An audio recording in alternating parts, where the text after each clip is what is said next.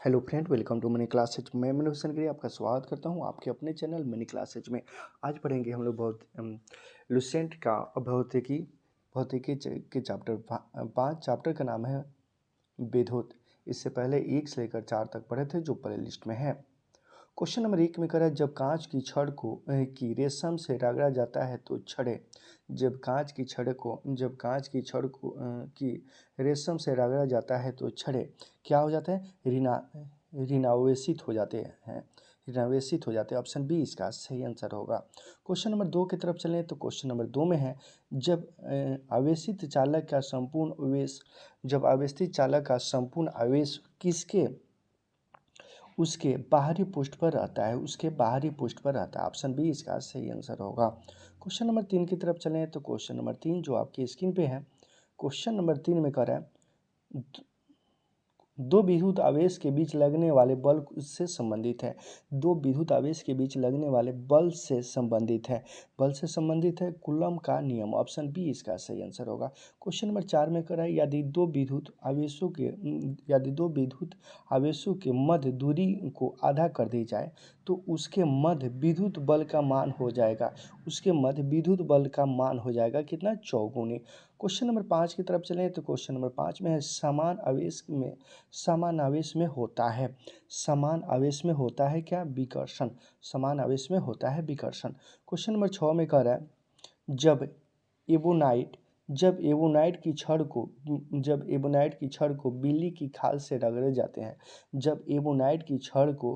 बिल्ली की खाल से रगड़ते हैं तो एबोनाइट की छड़ ऋणात्मक हो जाती है। क्या हो जाती है? ऋणावेशित हो जाती है। क्वेश्चन नंबर 6 में कह रहा है, वस्तुओं का आवेश किसके हस्तांतरण के स्वरूप होता है? तो इलेक्ट्रॉन के हस्तांतरण के स्वरूप होता है। क्वेश्चन नंबर 8 में कह रहा है, जब कार में जा रहे हैं जब जा रहे हैं यदि आसमान से बिजली गिरने वाली हो तो सुरक्षित रहने के लिए, जब आप कार से जा रहे हो यदि आसमान से बिजली गिरने वाली हो तो सुरक्षित रहने के लिए कार की खिड़की बंद कर लेंगे। तो क्या करेंगे? कार की खिड़की बंद कर लेंगे। ऑप्शन ए इसका सही आंसर होगा। क्वेश्चन नंबर 9 की तरफ चलें तो क्वेश्चन नंबर 9 में कह रहा है, दो स्थित आवेशों के बीच लगने वाला बल उसकी मात्राओं के गुणनफल के अनुक्रमानुपाती तथा उसके बीच की दूरियों को व्युत्क्रमानुपाती होता है का नियम है व्युत्क्रमानुपाती का नियम है क्या? कूलम का नियम। ऑप्शन सी इसका सही आंसर होगा। क्वेश्चन नंबर 10 की तरफ चलें तो क्वेश्चन नंबर 10 में कह रहा है, किसी विद्युत परिपथ में इकाई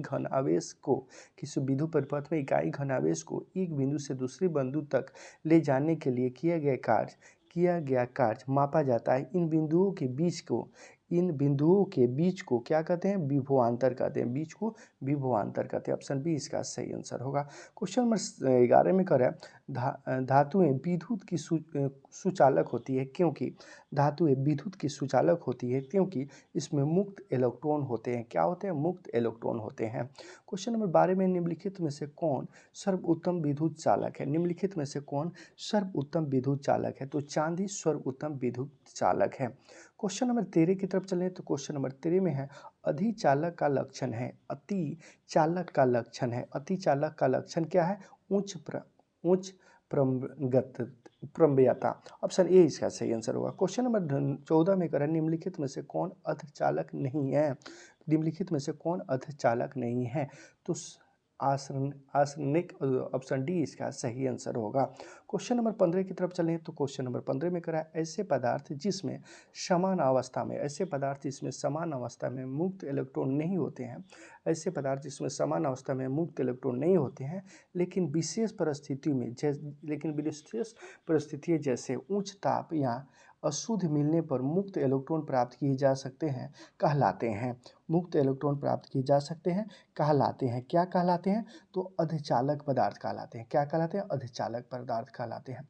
क्वेश्चन नंबर 16 की तरफ चलें तो क्वेश्चन नंबर 16 में है, ताप के बढ़ने पर चाल पदार्थों का विद्युत प्रतिरोध और विद्युत चालकता पर क्या प्रभाव पड़ता है? विद्युत प्रतिरोध और विद्युत चालकता पर क्या प्रभाव पड़ता है? विद्युत प्रतिरोध बढ़ता है, विद्युत प्रतिरोध बढ़ता है जबकि विद्युत चालकता घटती है। विद्युत प्रतिरोध बढ़ता है जबकि विद्युत चालकता घटती है। क्वेश्चन नंबर 17 की तरफ चलें तो क्वेश्चन नंबर 17 में है तांबा मुख्य रूप से विद्युत चालन के लिए प्रयोग किया जाता है क्योंकि तांबा मुख्य रूप से विद्युत चालन के लिए प्रयोग किया जाता है क्योंकि इसकी विद्युत प्रतिरोधकता निम्न होती है। इसकी विद्युत प्रतिरोधकता क्या होती है? निम्न होती है। क्वेश्चन नंबर 18 की तरफ चलें तो क्वेश्चन नंबर 18 जो आपकी स्क्रीन पे है, क्वेश्चन नंबर 18 में कह रहा है इलेक्ट्रॉनिक करंट का यूनिट निम्नलिखित में से कौन सा है? इलेक्ट्रॉनिक करंट का यूनिट निम्नलिखित में से कौन सा है? तो एम्पेयर है। क्वेश्चन नंबर 19 में करें आपस में जुड़ी दो आवेशित वस्तुओं के बीच विद्युत धारा नहीं प्रभावित होती है यदि वे क्या होती है? यदि वे समान विभव पर हो।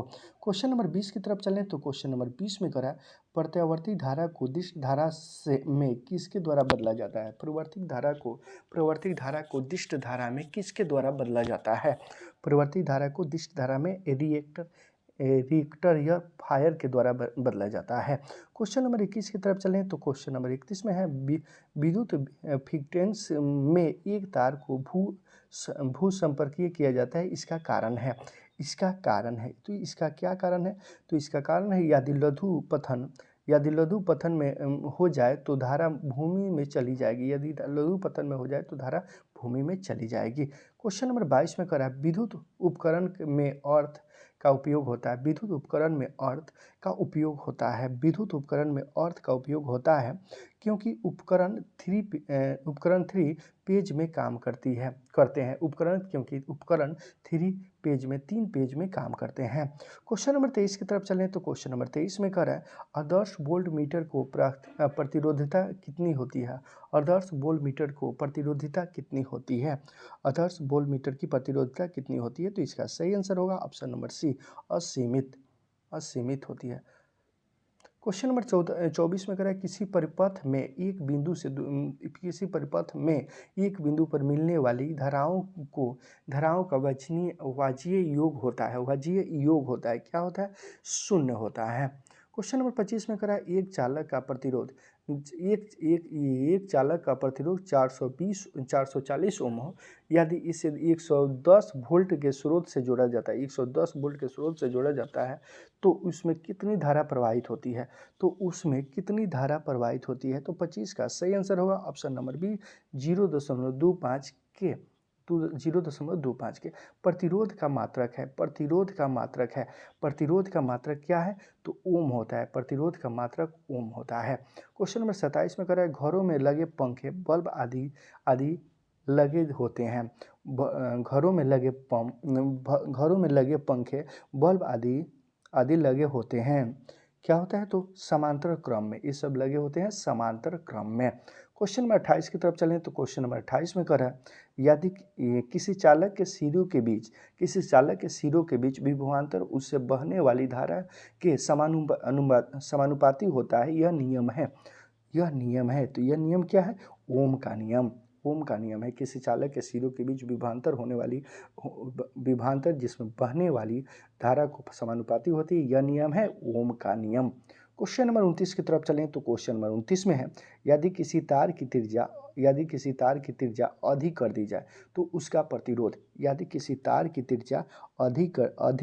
तो उसका प्रतिरोध 16 गुना हो जाएगा। उसका प्रतिरोध कितना हो जाएगा? 16 गुना हो जाएगा। क्वेश्चन नंबर 30 में है ओम का नियम क्या परिभाषित करता है? क्वेश्चन नंबर 30 ओम का नियम क्या परिभाषित करता है? तो धारा और वोल्टता दोनों, ऑप्शन डी इसका सही आंसर होगा। क्वेश्चन नंबर 31 में कर रहा है विशिष्ट प्रतिरोध का एसआई मात्रक है। क्या होता है? तो ओम मीटर। विशेष प्रतिरोध का एसआई मात्रक ओम मीटर है। क्वेश्चन नंबर 32 में कर रहा है एक तार की लंबाई L मीटर हो। यदि एक तार की लंबाई L मीटर हो, तार को खींचकर उसकी त्रिज्या 2L मीटर कर दी जाए तो तार का प्रतिरोध हो जाएगा। कितना होगा? पहले का दुगुना। क्वेश्चन नंबर 33 में है एक समान सूक्ष्म सेल में विद्युत अपघटन होता है। क्या होता है? Ammonium chloride, ammonium chloride, option C इसका सही आंसर होगा। क्वेश्चन नंबर 34 की तरफ चलें तो क्वेश्चन नंबर 34, क्वेश्चन नंबर 34 में कह रहा है सूक्ष्म सेल के संबंधित निम्नलिखित सम्मिलित करना है, सूची 1 और सूची 2 को सम्मिलित करना है। क्वेश्चन नंबर 34 है, इसका ए का हो जाएगा 2 ऋण इलेक्ट्रॉन जिंक का बर्तन, और बी का हो जाएगा 1 धन इलेक्ट्रोड कार्बन का छड़, और सी का हो जाएगा 3 इलेक्ट्रोलाइट अमोनिया के क्लोराइड के पोस्ट, और डी हो जाएगा, इसलिए इसका सही आंसर होना चाहिए ऑप्शन सी। क्वेश्चन नंबर 35 की तरफ चलें तो क्वेश्चन नंबर 35 में है एक कार बैटरी में प्रयुक्त विद्युत अपघटन होता है, एक कार बैटरी में प्रयुक्त विद्युत अपघटन होता है। तो क्वेश्चन नंबर 35 का सही आंसर होगा option number C, option number B sulphuric अम्ल।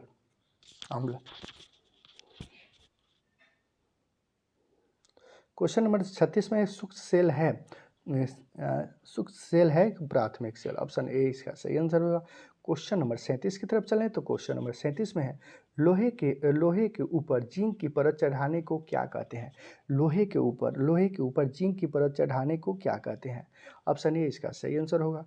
क्वेश्चन नंबर 38 की तरफ चलें तो क्वेश्चन नंबर 38 में कह रहा है विद्युत अपघटन की क्रिया में किसी इलेक्ट्रॉन पर मुक्त हुई पदार्थ की मात्रा संपूर्ण प्रवाहित आवेशों के समानुपाती अनुक्रमानुपाती होती है, यह नियम है।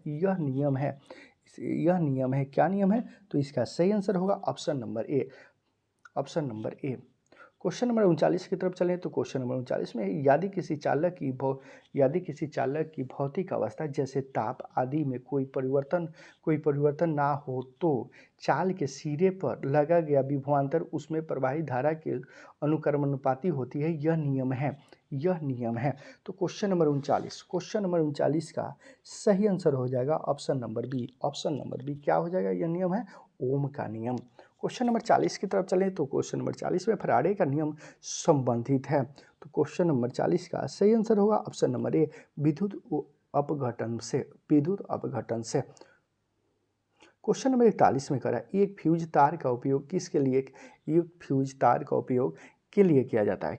किसके लिए किया जाता है? एक फ्यूज तार का उपयोग अत्यधिक धारा प्रवाहित के समय विद्युत परिपथ को तोड़ने के लिए, अधिक धारा प्रवाहित के समय विद्युत परिपथ को तोड़ने के लिए। क्वेश्चन नंबर 42 की तरफ चलें तो क्वेश्चन नंबर 42 में कह रहा है घरेलू विद्युत उपकरणों में युक्त सुरक्षा फ्यूज तार उस धातु से बना होता है जिसका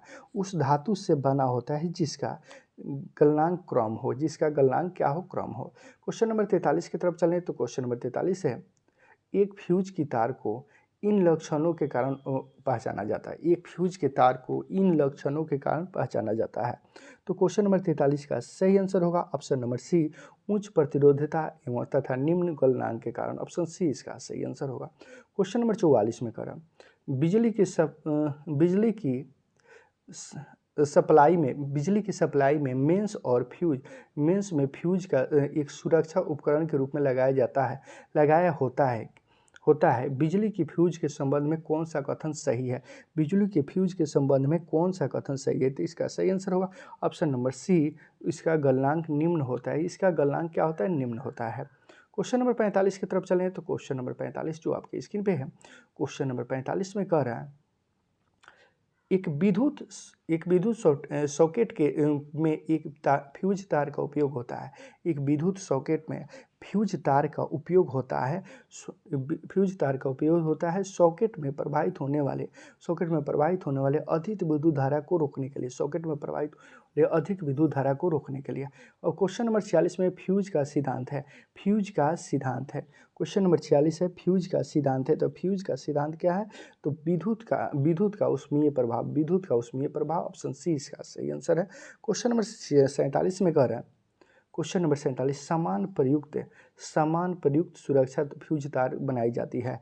समान प्रयुक्त सुरक्षा फ्यूज तार बनाई जाती है टेन, लेड और मिश्र धातु से। टेन, लेड और किससे? मिश्र धातु से। क्वेश्चन नंबर 48 की तरफ चलें तो क्वेश्चन नंबर 48 में करें, एक बिजली फ्यूज तार में सामान्यतः अनुप्रयोगों के लिए निम्नलिखित में से कौन सा गुण समूह का होना आवश्यकता है? निम्नलिखित में से कौन से गुण समूह का होना आवश्यकता है? तो कम लंबाई, निम्न गलनांक की मिश्र धातु, पहला तार ऑप्शन सी इसका सही आंसर होगा। क्वेश्चन नंबर 49 में करें, बिजली का बल्ब फिलामेंट किस तत्व से बना होता है? बिजली का बल्ब फिलामेंट किस तत्व से बना होता है? तो टंगस्टन, ऑप्शन डी इसका सही आंसर होगा। क्वेश्चन नंबर 50 की तरफ चलें तो क्वेश्चन नंबर 50 में है, बिजली को तोड़ने पर तेज आवाज़ होती है क्योंकि? बिजली को तोड़ने पर तेज आवाज़ होती है क्योंकि? तो क्वेश्चन नंबर 50 का सही आंसर होगा ऑप्शन नंबर ए, बल्ब के अंदर निर्यात में वायु तेजी से प्रवेश करती है। बल्ब के अंदर निर्यात में वायु तेजी से प्रवेश करती है। क्वेश्चन नंबर 51 की तरफ चलें तो क्वेश्चन नंबर 51 में है, बिजली के बल्ब से हवा पूरी तरह से क्यों निकाल दी जाती है? बिजली के बल्ब से हवा पूरी तरह से क्यों निकाल दी जाती है? बिजली के बल्ब से हवा पूरी तरह से क्यों निकाल दी जाती है? तो इसका सही आंसर होगा ऑप्शन नंबर ए, टंगस्टन धातु के उपचयन के रोकने के लिए। ऑप्शन ए इसका सही आंसर होगा। क्वेश्चन नंबर 52 की तरफ चलें तो क्वेश्चन नंबर 52 में करें, बिजली के बल्ब के मुकाबले फ्लोरोसेंट ट्यूब अधिक पसंद की जाती है क्योंकि? क्वेश्चन नंबर 52 का सही आंसर होगा option number C. Question number 53 की तरफ चलें तो क्वेश्चन नंबर 53 में करें, विद्युत बल्ब के तेंतु के निर्माण में टंगस्टन का उपयोग होता है क्योंकि इसका उच्च गलनांक होता है। क्वेश्चन नंबर 54 में है, नाइक्रोम की तार हीटिंग फिलामेंट के रूप में प्रयुक्त किए जाते हैं क्योंकि इसकी विशेष प्रतिरोध उच्च होता है, लाल लुप्त होने पर ऑक्सीजन नहीं बनता है। ऑप्शन डी इसका सही आंसर होगा। क्वेश्चन नंबर 55 की तरफ चलें। क्वेश्चन नंबर 55 में करा, ट्यूबलाइट में व्यय ऊर्जा का लगभग कितना भाग प्रकाश में परिवर्तन होता है? लगभग कितना भाग जो है प्रकाश में परिवर्तन होता है? तो इसका सही आंसर होगा ऑप्शन नंबर डी, 60 से 70%। कितना प्रतिशत? 60 से 70%। क्वेश्चन नंबर 56 में करा, विद्युत धारा के ऊष्मीय प्रभाव पर आधारित घरेलू उपकरण।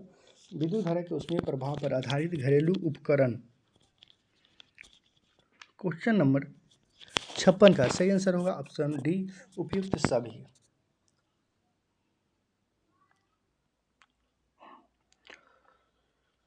तो क्वेश्चन है, विद्युत धारा के ऊष्मीय प्रभाव पर आधारित घरेलू उपकरण।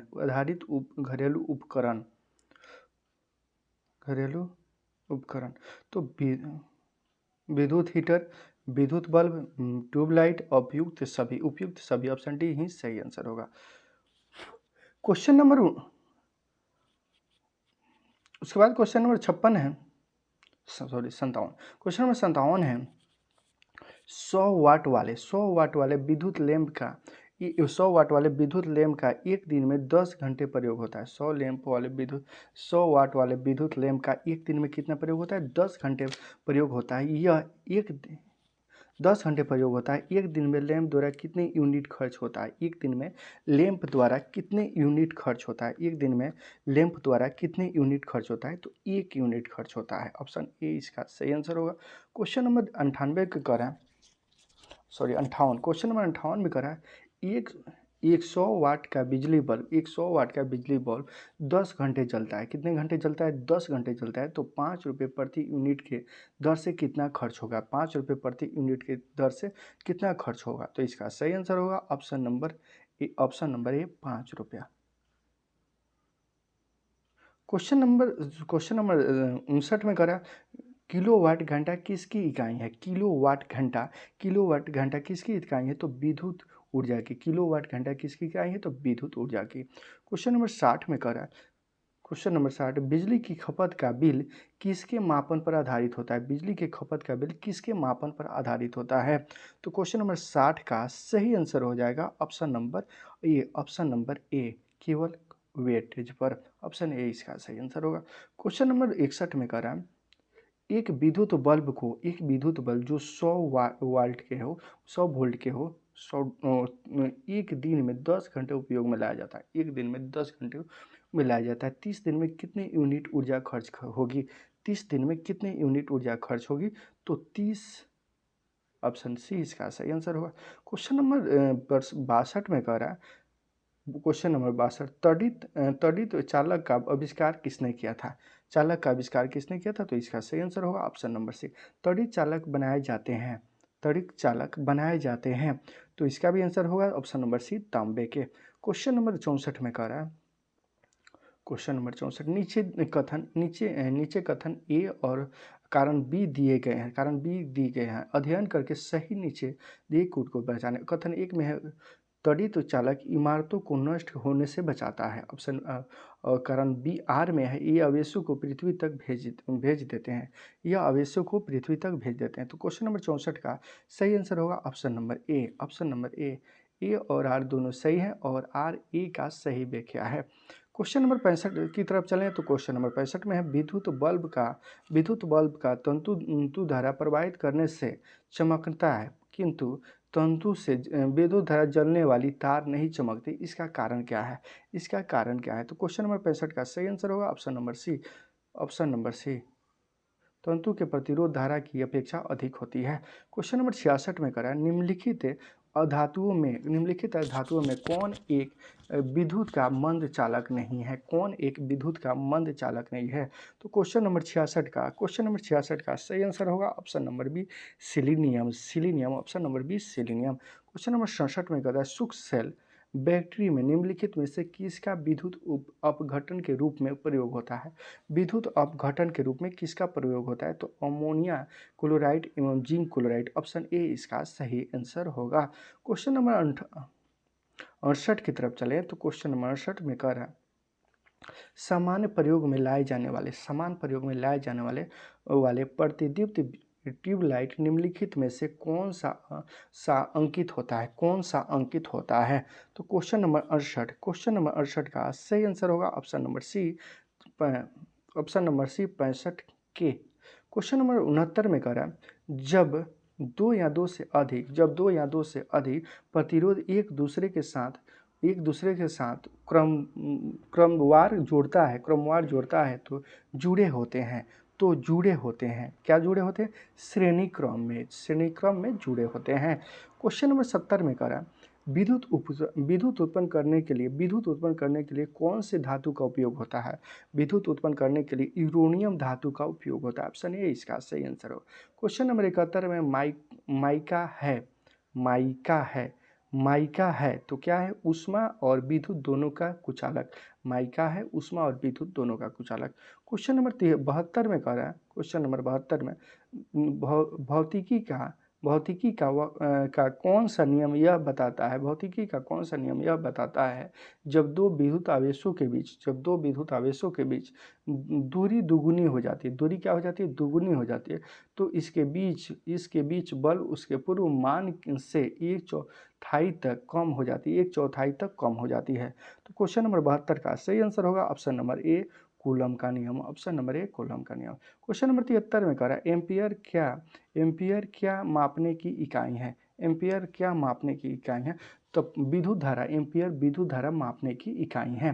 क्वेश्चन नंबर 74 में एक कृत्रिम उपग्रह में विद्युत ऊर्जा का स्रोत है। एक कृत्रिम उपग्रह में विद्युत ऊर्जा का स्रोत है, क्या है?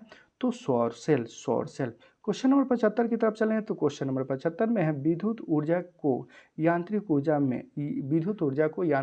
में बदलने की युक्त है। तो क्वेश्चन नंबर 75 का सही आंसर होगा ऑप्शन नंबर सी, विद्युत मोटर। ऑप्शन नंबर सी, विद्युत मोटर। क्वेश्चन नंबर 46 में रासायनिक ऊर्जा का विद्युत ऊर्जा में रूपांतर निम्नवत होता है। रूपांतर क्या होता है? निम्नवत होता है। ऑप्शन ए इसका सही आंसर होगा, इलेक्ट्रोलाइसिस द्वारा।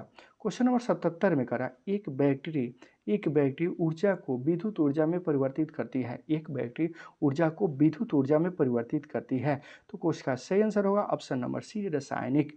क्वेश्चन नंबर 78 में करा, प्रत्यावर्ती धारा को दिष्ट धारा में परिवर्तन करने वाले युक्त को कहते हैं। परिवर्तन करने वाले युक्त को कहते हैं। इसका सही आंसर होगा option number B, option number B, rectifier. Option number B, rectifier. Question number 69 में करा, ट्रांसफायर प्रयुक्त होते हैं। ट्रांसफायर प्रयुक्त होते हैं। ट्रांसफायर प्रयुक्त होते हैं। इसका सही आंसर होगा AC, option D AC voltage के उपचयन एवं या अपचयन के लिए। क्वेश्चन नंबर 80 की तरफ चलें तो क्वेश्चन नंबर 80 में है, प्रतिदत्त नली में सर्वाधिक समानता प्रयोग करने वाली वस्तु है। सर्वाधिक समानता प्रयोग करने वाली वस्तु है पारा, वाष्प एवं आर्गन। पारा, वाष्प तथा आर्गन। क्वेश्चन नंबर 71 में तीन तीन बिजली के बिजली के प्लॉक में सबसे लंबी पिन को जोड़ना चाहिए।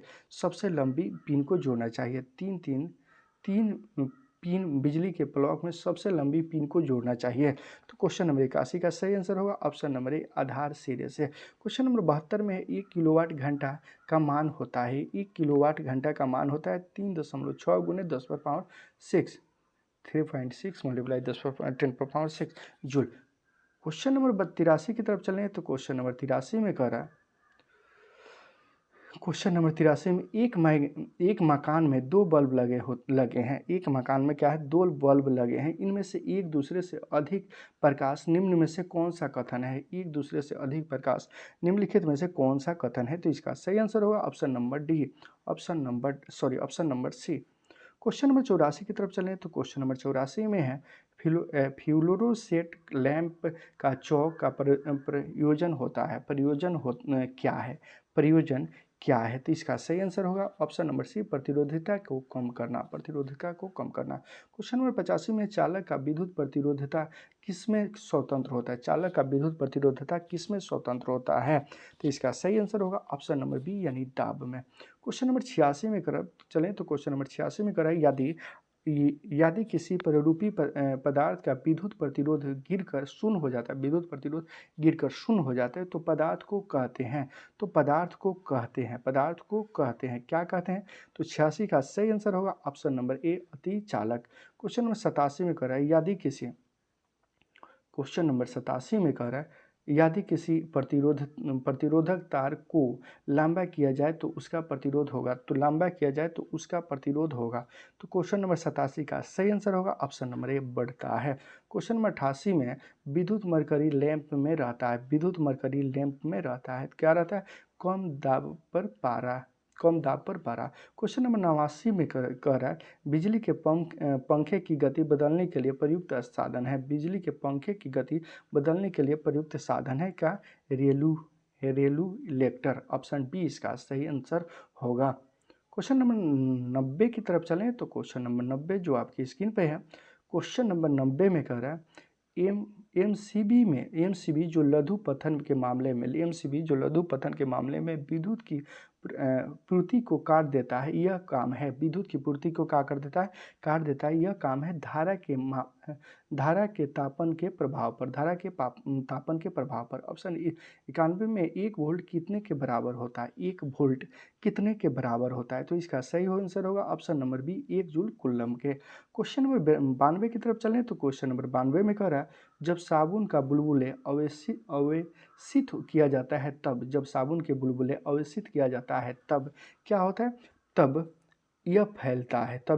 फैलता है। क्वेश्चन नंबर 93 में कह रहा है, डायनामो का एक मशीन है जिसका काम है। डायनामो एक मशीन है जिसका काम है यांत्रिक ऊर्जा को विद्युत ऊर्जा में परिवर्तन करना। क्वेश्चन नंबर 94 में कह रहा है, एक धारावाही चालक संबंधित है विद्युत चुंबकीय क्षेत्र से। क्वेश्चन नंबर 95 में कौन सा उपकरण विद्युत प्रतिरोध को मापता है? तो ऑप्शन डी इसका सही आंसर होगा। यहाँ आपका चैप्टर 5 कंप्लीट हो गया और उसके बाद चैप्टर है चैप्टर 6 चुंबक तत्व।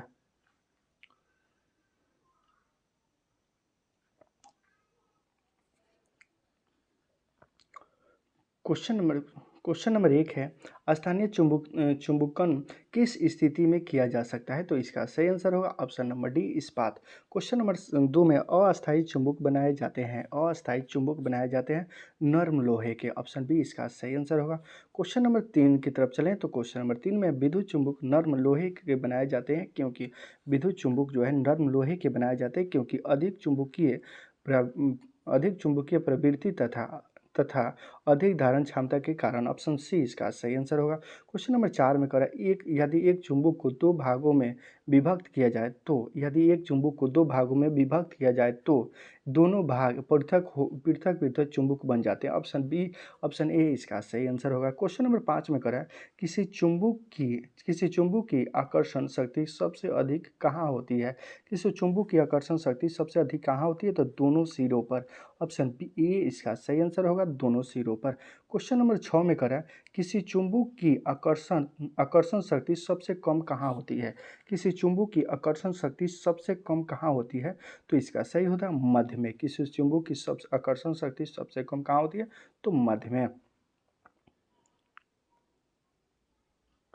क्वेश्चन नंबर 7 की तरफ चलें तो क्वेश्चन नंबर 7 में कह रहा है निम्न में से कौन सा कथन असत्य है? क्या है? असत्य है। असत्य यानी गलत कथन सुनना है। तो किसी चुंबक के बीच से तोड़ देने पर उसके दोनों सिरे ध्रुव अलग अलग हो जाते हैं, यही कथन गलत है। तो गलत का भाई होगा, इसलिए इसका सही आंसर गलत होगा, तो ऑप्शन डी होगा। तो क्वेश्चन नंबर 8 में करें चुंबकीय क्षेत्र का मात्रक है, चुंबकीय क्षेत्र का मात्रक होता है, तो चुंबकीय क्षेत्र का मात्रक गॉस होता है। क्वेश्चन नंबर 9 में करें चुंबकीय प्लक्स का मात्रक है, चुंबकीय प्लक्स का मात्रक है, ऑप्शन ए होगा वेबर। क्वेश्चन नंबर 10 की तरफ चलें तो क्वेश्चन नंबर 10 में है निम्नलिखित में से कौन लौह चुंबकीय पदार्थ नहीं है? लौह चुंबकीय पदार्थ नहीं है, इसका सही आंसर होगा ऑप्शन नंबर सी तांबा। क्वेश्चन नंबर 11 निम्नलिखित में से कौन अनुचुंबकीय पदार्थ है? निम्नलिखित में से कौन अनुचुंबकीय पदार्थ है? तो ऑक्सीजन अनुचुंबकीय पदार्थ है। क्वेश्चन नंबर 12 में है लोहा चुंबकीय पदार्थों के भीतर परमाणु के असंख्य अति सूक्ष्म संरचनाओं को क्या कहा जाता है? संरचनाओं को क्या कहा जाता है? तो डेनोमेन, ऑप्शन सी इसका सही आंसर होगा। क्वेश्चन नंबर 13 में करा वन डेनोमन में परमाणु की संख्या होती है, वन डेनोमेन में परमाणु की संख्या होती है 10 पर पावर 18 से 10 पर पावर 21, ऑप्शन सी इसका सही आंसर होगा। क्वेश्चन नंबर 14 की तरफ चलें तो क्वेश्चन नंबर 14 में कह रहा है स्थानीय चुंबक किस पदार्थ से बना होता है? वह होता है। स्थानीय चुंबक किस पदार्थ से बना होता है? वह होता है, ऑप्शन ए इसका सही आंसर होगा। क्वेश्चन नंबर 15 में करें मुक्त रूप से निलंबित चुंबकीय सुई किस दिशा में टिकती है? किस दिशा में टिकती है? तो इसका सही आंसर होगा ऑप्शन नंबर बी उत्तर दक्षिण दिशा में, ऑप्शन नंबर बी उत्तर दक्षिण दिशा में। क्वेश्चन नंबर 6 में करें चुंबकीय कपास में चुंबकीय पदार्थ में सुई किस ओर एग्रित करती है? चुंबकीय पदार्थ में सुई किस ओर एग्रित करती है? तो क्वेश्चन नंबर 16 का सही आंसर होगा ऑप्शन नंबर सी चुंबकीय उत्तर एवं चुंबकीय दक्षिण, ऑप्शन सी इसका सही आंसर होगा। क्वेश्चन नंबर 17 में कह रहा निम्नलिखित में से कौन एक अचुंबकीय पदार्थ है? निम्नलिखित में से कौन एक अचुंबकीय पदार्थ है? तो पीतल एक अचुंबकीय पदार्थ है। क्वेश्चन नंबर 18 में कह रहा है स्टील को चुंबकीय करना कठिन है क्योंकि इसकी अधिक धारण क्षमता होने के कारण होती है। क्वेश्चन नंबर 19 में कह रहा है एक स्वतंत्र रूप से लटका हुआ चुंबक सदैव ठहरता है। एक स्वतंत्र रूप से लटका चुंबक सदैव ठहरता है उत्तर दक्षिण दिशा में। किधर ठहरता है? उत्तर दक्षिण दिशा में। क्वेश्चन नंबर 20 में निम्नलिखित में से कौन सा एक प्रकृति में अनुचुंबकीय है? कौन सा प्रवृत्ति में अनुचुंबकीय है? तो ऑक्सीजन। क्वेश्चन नंबर 21 में है निम्न में से कौन विद्युत अचुंबकीय है? निम्न में से कौन विद्युत अचुंबकीय है? तो तांबा विद्युत अचुंबकीय है। क्वेश्चन नंबर 22 में है चुंबकीय युगांतर और भौगोलिक युगांतर के बीच के कोण को कहते हैं, बीच के कोण को कहते हैं, क्या कहते हैं? तो चुंबकीय दिक्पात कहते हैं, चुंबकीय दिक्पात कहते हैं।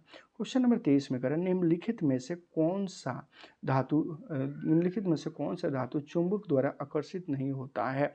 चुंबक द्वारा आकर्षित नहीं होता, निम्नलिखित में से कौन सा धातु चुंबक द्वारा आकर्षित नहीं होता है? तो एल्युमिनियम, ऑप्शन डी इसका सही आंसर होगा। क्वेश्चन नंबर 24 में, निम्न में से कौन प्रतिचुंबकीय धातु है? निम्न में से कौन प्रतिचुंबकीय है? तो बिस्मथ चुंबकीय है। क्वेश्चन नंबर 25 में है, एक शक्तिशाली चुंबक है, एक शक्तिशाली चुंबक है, क्या है यह? केवल लोहा एवं उसकी मिश्र धातुओं को आकर्षित करता है किंतु किसी को प्रतिकर्षित नहीं करता, ऑप्शन सी इसका सही आंसर होगा। क्वेश्चन नंबर 6 में, मुक्त रूप से अपने गुरुत्वात्मक केंद्र पर गुरुत्वात्मक केंद्र पर आलंबित चुंबकीय सुई क्षैतिज के साथ जो कोण बनाती है उसे कहते हैं, जो कोण बनाती है उसे कहते हैं नमन कोण, ऑप्शन ए इसका सही आंसर होगा। क्वेश्चन नंबर 27 में करा, यदि क्वेश्चन नंबर 27, किसी चुंबकीय पदार्थ को विचुंबकीय किया जा सकता है, किसी चुंबकीय पदार्थ को विचुंबकीय किया जा सकता है उपयुक्त दोनों हथौड़े से पीटकर गर्म करता है, इसलिए इसका सही आंसर होगा उपयुक्त दोनों, ऑप्शन सी। क्वेश्चन नंबर 28 की तरफ चलें तो क्वेश्चन नंबर 28 में करा, विद्युत धारा का चुंबकीय प्रभाव सर्वप्रथम अवलंकित किया गया, विद्युत धारा का चुंबकीय प्रभाव सर्वप्रथम अवलंकित किया गया, ऑप्शन बी इसका सही आंसर होगा। क्वेश्चन नंबर 29 में करें, ध्रुवों पर नमन कोण का मान कितना होता है? ध्रुवों पर नमन कोण का मान कितना होता है? तो 90 डिग्री। क्वेश्चन नंबर 30 में है, मुक्त रूप से लटकी चुंबकीय सुई का अक्ष, भौगोलिक अक्ष के साथ कोण पर बना होता है, भौगोलिक अक्ष के साथ कोण पर बना होता है, क्या? तो 18 डिग्री का। क्वेश्चन नंबर 31 की तरफ चलें तो क्वेश्चन नंबर 31 जो आपकी स्क्रीन पे है, क्वेश्चन नंबर 31 में कह रहा है, एक स्थिर चुंबकीय हमेशा दर्शाती है, एक स्थिर चुंबकीय हमेशा क्या करती है? दर्शाती है उत्तर उत्तर और दक्षिण दक्षिण, एक स्थिर चुंबकीय हमेशा दर्शाती है उत्तर उत्तर और तथा दक्षिण दक्षिण। क्वेश्चन नंबर 32 में, फ्लक्स घनता और चुंबकीय क्षेत्र की क्षमता का अनुपात किसी माध्यम में होता है उसका, ऑप्शन डी इसका सही आंसर होगा। क्वेश्चन नंबर 33 में, वह क्रिया जिसके द्वारा धातु को अचुंबकीय बनाया जाता है कहलाता है, वह क्रिया जिसे धातु को अचुंबकीय बनाया जाता है कहलाता है, धातु को अचुंबकीय बनाया जाता है कहलाता है, ऑप्शन ए इसका सही आंसर। क्वेश्चन नंबर 34 में, फ्लेमिंग के बाएं हाथ नियम में कौन सा उंगली वर्तमान की दिशा बताती है? फ्लेमिंग के बाएं हाथ नियम में कौन सा उंगली बाएं हाथ की दिशा बताती है? ऑप्शन बी इसका सही होगा, बीच की उंगली बाएं हाथ की दिशा बताती है। क्वेश्चन नंबर 35 में कर रहा है, फ्लेमिंग के बाएं हाथ का नियम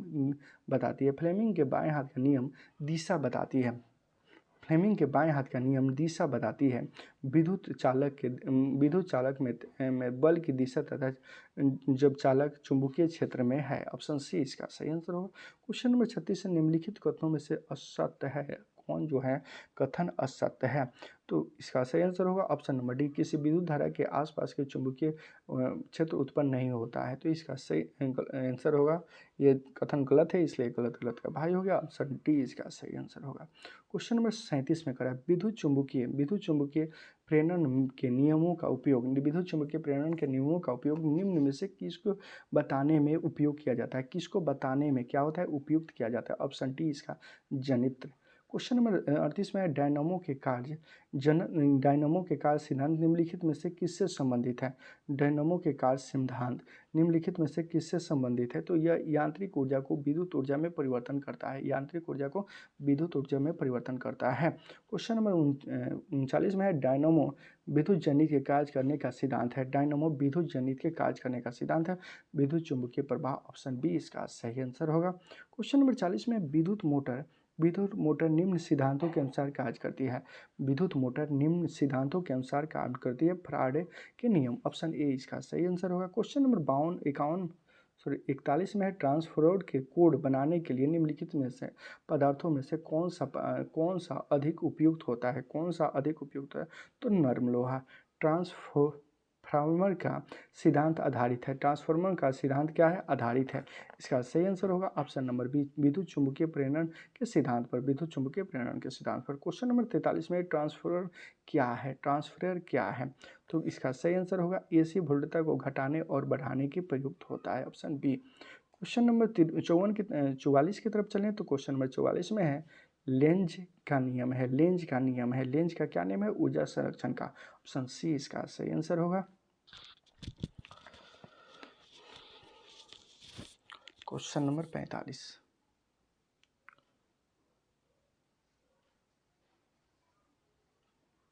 क्वेश्चन नंबर 45 में है यदि किसी चुंबक का तीसरा ध्रुव हो तो दोनों ध्रुव कहलाते हैं। यदि किसी चुंबक का तीसरा ध्रुव हो, यदि किसी चुंबक का तीसरा ध्रुव हो तो दोनों ध्रुव कहलाते हैं। क्या कहलाते हैं? तो परिणामी ध्रुव, दोनों ध्रुव कहलाते हैं परिणामी ध्रुव। यदि किसी यदि किसी चुंबक का तीसरा ध्रुव हो तो दोनों ध्रुव कहलाते हैं परिणामी ध्रुव। क्वेश्चन नंबर 46 की तरफ चलें तो क्वेश्चन नंबर 46 में कह रहा है, क्वेश्चन नंबर 46, पृथ्वी का एक बड़ा चुंबक होता है। पृथ्वी एक बहुत बड़ा चुंबक है। इसका चुंबकीय क्षेत्र किस दिशा में विस्तृत होती है? किस दिशा में? सॉरी, दक्षिण की से उत्तर, दक्षिण की से उत्तर। क्वेश्चन नंबर 47 में है लोहे के क्यूरी ताप होता है। लोहे का क्यूरी ताप होता है। तो इसका सही आंसर होगा option number D, 780 degree Celsius पर। क्वेश्चन नंबर 48 में चुंबकीय निम्नलिखित ग्रह उपकरणों में से किसका आवश्यक भाग है? किसका आवश्यक भाग है? तो बुलाने की घंटी, पंखा, धुलाई मशीन, ऑप्शन डी उपयुक्त सभी। क्वेश्चन नंबर 49 की तरफ चलें तो क्वेश्चन नंबर 49 में कह रहा है, क्वेश्चन नंबर 49 में कह रहा है विषुवत रेखा पर नीति कोण का मान होता है। विषुवत रेखा पर नीति कोण का मान होता है, कितना होता है? तो विषुवत रेखा पर नीति कोण का मान 0 डिग्री होता है, ऑप्शन ए इसका सही आंसर होगा। क्वेश्चन नंबर 50, क्वेश्चन नंबर 50 में है एक समान चुंबकीय क्षेत्र में बल रेखाएं होनी चाहिए। एक समान चुंबकीय क्षेत्र में बल रेखाएं होनी चाहिए। इसका सही आंसर होगा ऑप्शन नंबर सी, एक दूसरे के समांतर। क्वेश्चन नंबर 51 में कर दिक सूचक का प्रयोग किसका पता लगाने के लिए नहीं किया जाता है? दिक सूचक का प्रयोग किसका पता लगाने के लिए नहीं किया जाता है? तो चुंबक की शक्ति का पता लगाने के लिए दिक सूचक का प्रयोग नहीं किया जाता है। क्वेश्चन नंबर 52 जो लास्ट क्वेश्चन है इस चैप्टर का, क्वेश्चन नंबर 52 में है दंड चुंबक के संबंध में निम्नलिखित कथनों में से कौन सा एक सही है? तो जब किसी दंड चुंबक को किसी अक्ष के अनुलंब काटा जाता है तो दो नए दंड चुंबक बन जाते हैं, ऑप्शन सी इसका सही आंसर होगा। यहाँ आपका